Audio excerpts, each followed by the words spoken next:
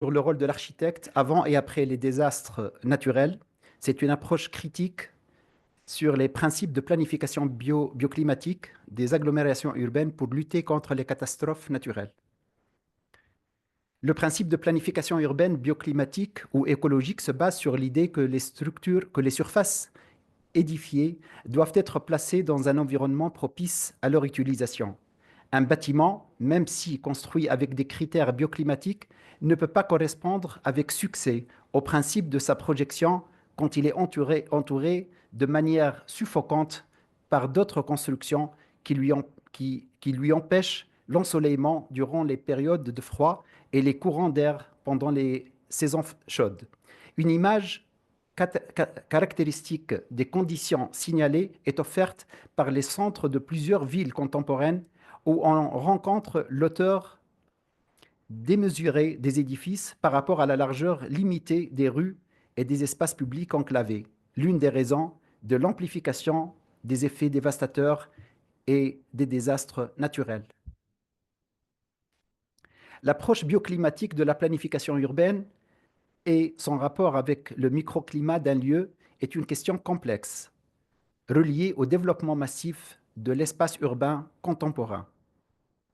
La planification bioclimatique à l'échelle urbaine offre la possibilité de considérer les espaces bâtis et couverts comme des unités petites ou grandes dans le tissu urbain.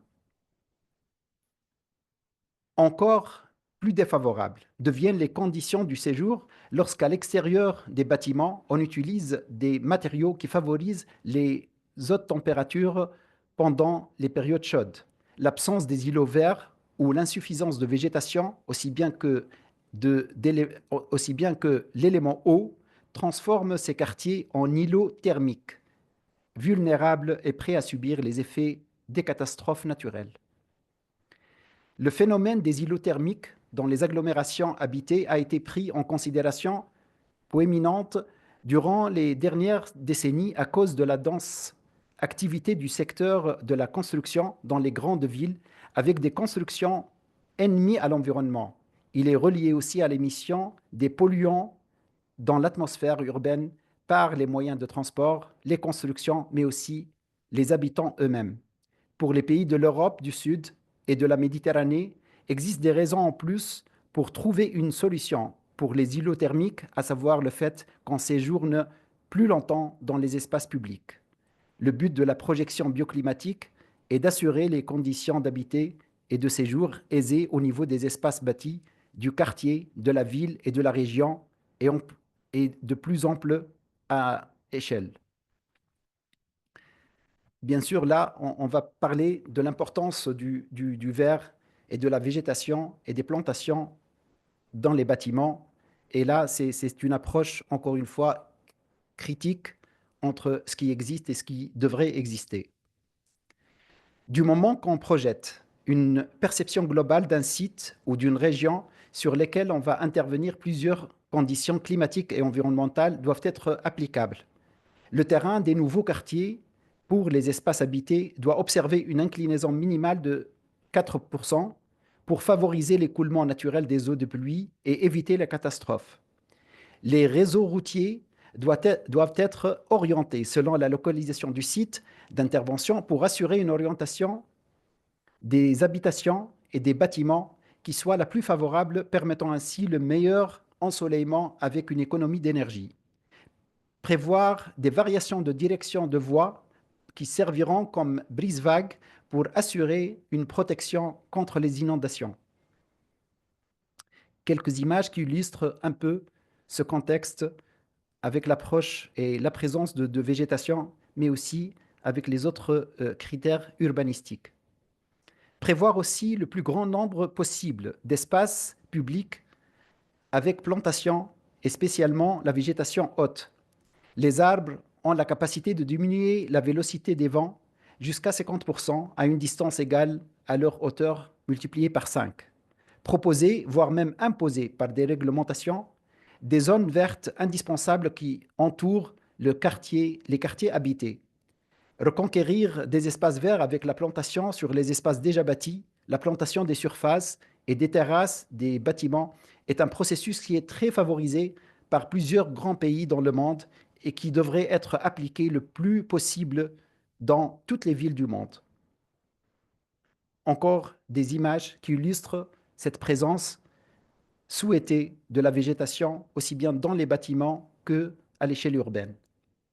D'ici peu, les trois quarts de la population mondiale vivront dans les villes. En dehors de ça, la ville moderne, sous la pression du secteur privé qui cherche le profit financier et du secteur public, souvent motivé par un opportunisme à court terme, subit un facteur de pollution, d'aliénation et de fracture sociale. Ces facteurs contribuent au fait qu'un tiers de l'humanité vit dans des conditions précaires et risque d'être victime des catastrophes naturelles. L'influence de l'architecture et de l'urbanisme sur notre vie de tous les jours est explicite. Très souvent, elle se met en évidence contre l'impact désastreux des villes modernes sur l'environnement et sur le vécu des communautés. Seulement une planification durable peut protéger l'écosystème de notre planète et nous permettre d'assumer nos responsabilités envers la qualité de notre vie et des générations futures. L'importance de la participation publique au processus de la planification urbanistique. L'urbanisme durable est un principe fondamentalement démocratisé et démocratique qui implique les citoyens dans la prise de décision à tous les niveaux. C'est une approche holistique associant préoccupations sociales et environnementales, l'architecture qui enrichit le domaine public, le transport qui assure la vie dans les rues, les systèmes énergétiques qui réduisent notre dépendance aux ressources naturelles limitées, et l'urbanisme durable est notre seule chance de créer des villes dynamiques, idéales, qui respectent à la fois l'être humain et l'environnement. Les débats planétaires sur l'avenir de nos villes réunissent les protagonistes du Sud et du Nord, de l'Est et de l'Ouest. C'est pour ça qu'ils deviennent indispensables et urgents. C'est d'importance primordiale de s'apercevoir de ce fait. Merci pour votre attention et je reste à votre disposition pour de plus amples informations. Comme j'ai dit, mon ami Asma peut assurer bien sûr la traduction si possible et de quelques mots-clés de cette présentation. Merci à vous.